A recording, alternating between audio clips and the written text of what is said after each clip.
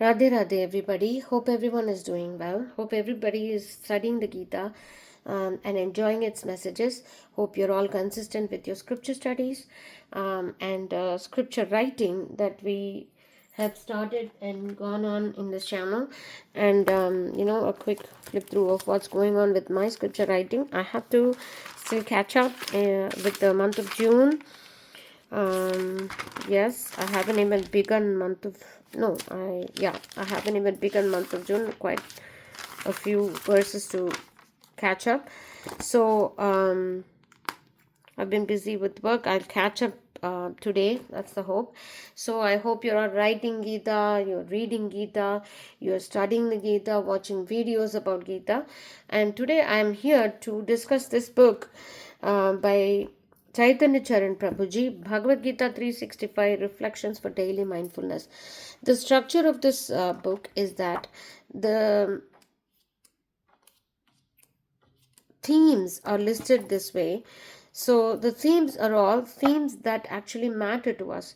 If you look at this, empower yourself, right? Nourish yourself, empower yourself. Key to happiness, growing through adversities. These are the themes that actually are very much closer to our life. How to speak effectively, nourish your relationships, emotional maturity. Amazing, amazing themes that are going to help us. Now, if you look at this book, there is a particular concept, like for example, hold your plans lightly, not tightly. And then he takes a verse from the Gita and he gives a thing to think it over. What is the difference between holding plans and holding them too tightly? How can we hold our plans lightly, not tightly? Is there any plan you're holding on too tightly? How can you loosen your grip? But you cannot think that this is a substitute to Gita. What Chaitanya Charan Prabhu has done is that he's taken some verses from Gita and written themes around that verse. It's not an exact purport, it's not exact meaning. There is no shloka in this, there is no word by word meaning in this. You cannot substitute this for Gita learning. There are two types of audiences that would benefit from this book. Number one is those who are learning Gita full and full. They have a version with them and they are doing each sloka chapter by chapter. They're doing a thorough study. They will then benefit from it because there are themes that are discussed here. And suppose you take this verse that he's saying 130, I'm unable to stand here any longer, I'm forgetting myself and my mind is reeling, I see only causes of misfortune, O Krishna, killer of Keshi demon. So now if you look at this exactly is not a verse that says don't hold on to your plans lightly. That's not what this verse is about. This verse is about Arjuna telling Krishna that I'm unable to fight. I just don't know anymore. My mind is reeling. I'm overwhelmed with this whole possibility of fighting my own elders. Now the theme that has blossomed with this and other verses in this chapter is that Arjuna's plan initially included ruling his people virtuously. Of course, a kshatriya or a raja at that point, he would have his plan to be straightforward. I have a kingdom and I'll rule my people with virtue, and I'll make sure my people are protected and whatnot. Everything that Dharma states, a Kshatriya would want to do. However, what happened with it was that he was left with two choices. One is to fight his own elders, which is against his plan, because ruling his people also included serving his elders within his own family, right? Living a virtuous life includes living a life of love and devotion to elders at home and the society at large. So that thing is now at stake. So that's why Arjuna does not know what to do. His plan did not include standing in front of his own brothers and fighting them. So he is overwhelmed because he did not expect this outcome right in front of him, and he wants to stop and just go away and not deal with it at all. So here comes our theme of, we may plan about certain things, we are completely may not expect certain other factors that life would throw at us. The choices we may have is just to do what is right in front of us with our utmost dharmic principles. Now, you cannot let go of dharma, at the same time you have to fulfill your responsibility. Most of us, whether it's a war zone or not, we are faced with this kind of dilemma when life throws certain curveballs around us. So we cannot, we are not able to guide ourselves into doing the right thing, because every option seems to be a dead end or a wrong thing. So that's when Gita's wisdom helps us. That's what he's trying to say. With every theme that he has got, he is not explaining that verse, he's taking that verse and he's taking a theme around that verse, and he explains how this verse can bring clarity. And Gita's unbroken message about doing what's right, doing everything that is material as a spiritual service to Lord. That's what is being explained in this book. So somebody who's doing a study of Gita can use this as a workbook whenever these verses arise. Like 1832, 35, resilience comes when we accept what is unchangeable but don't accept that everything is unchangeable. What makes some people brittle? What vision enables us to bounce back? How can we develop the vision that fosters resilience? So in 1835, and that determination which cannot go beyond dreaming, fearfulness, lamentation, moroseness, and illusion, such unintelligent determination, O son of Pritha, is the mode of darkness. What makes some people resilient and some people weak? It's primarily their vision when things go wrong. Life is tough, everyone faces adversities. At such times, some people obsess over all that has gone wrong and become resentful, labeling the world as a horrible place, or they start feeling sorry for themselves and sink into self pity and suicidal thoughts, labeling themselves worthless.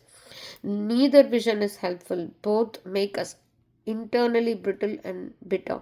The Bhagavad Gita 1835 declares such negative self-defeating thought patterns as characteristics of the destructive mode of ignorance. So he takes up a verse, he takes up a theme around it, and he ponders upon the message of Gita, and relates it to the message of Gita each and every page.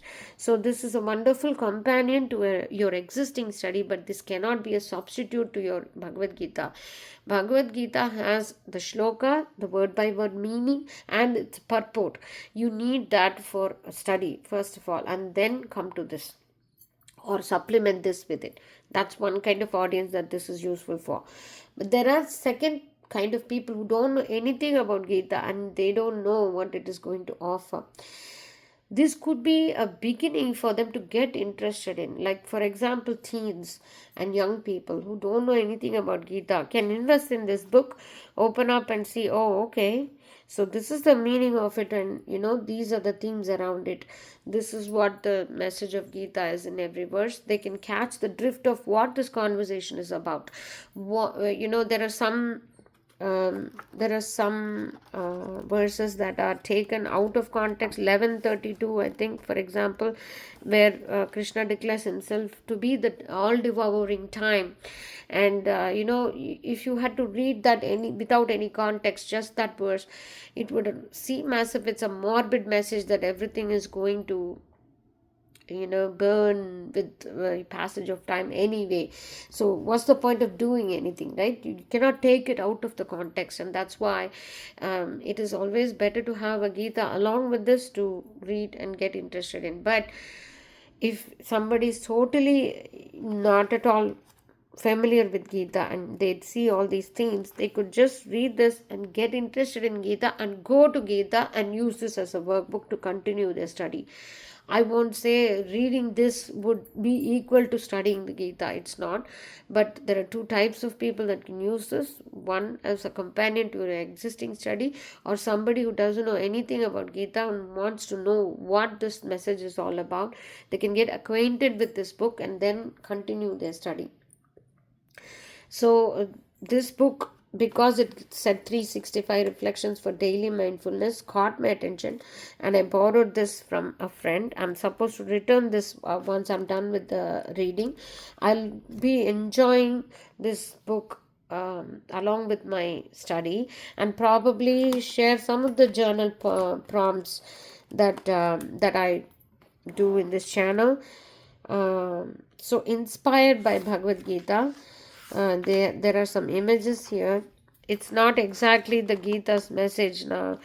It's just inspired by Bhagavad Gita. We can't change our past. We can't change how we see it and explain our past. These are not exact words Krishna has spoken, but the themes of what is given here is inspired by these verses. Life may be full of problems, but we don't have to be one of them. It doesn't say, I mean, people will just see this and say, oh, Krishna said this. It's not that. It's just these themes are just inspired by these verses, and these verses have much more to give. But this is a place where you can start pondering about themes that are covered by these verses. Respect the dark within you to keep it within you. And fulfilling our every desire won't make us happy. Focusing on our most important desire will. If we prayed as much as we worried, we would worry a lot less. So these are some of the messages that are inspired by the verses here, and some amount of journaling can be done with the questions raised by these verses, and think it over section actually helps us ask those questions and think in those lines. But this always is best done with a copy of Gita along with this book, so that the purport is also studied. Doesn't matter what version, it could be Tattva Vivechani, Sadhak Sanjeevani, or for consistency's sake, it could be Srila Prabhupada's Bhagavad Gita as it is, because I think this Prabhu comes from that tradition, and it would make much sense if we had paired this with Srila Prabhupada's work. So it's an amazing book, worth the investment. I'm going to read it as much as I can, and if my friend wants it back, I'll probably give it back and buy a Kindle version of this or something. So I may get much use out of this, and I wanted to recommend this book for those who want to do much more. And the journal prompts that I share may come from these two in the coming months, and it's a wonderful way to get deeper and closer with the messages from Gita.